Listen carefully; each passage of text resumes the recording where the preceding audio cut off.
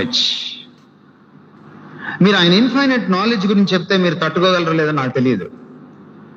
He knows everything at once. అది mind boggling. బుర్ర పేలిపోయే విషయం ఏంటంటే ఆయన తెలుసుకుంటూ ఉండడు.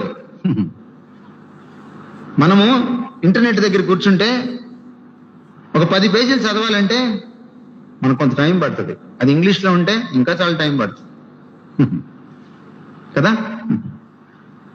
కానీ ఈయనకి మనందరి గురించి, ప్రపంచమంతటి గురించి, ప్రపంచంలో ప్రతి ఆటమ్ గురించి, every microcosm of the universe, of the cosmos,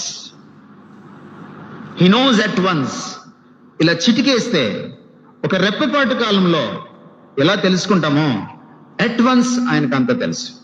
the past, the present and the future at once ఆయనకు తెలుసు. That's this God of the Bible. ఈ బైబిల్ దేవుడు గొప్పతనం అది.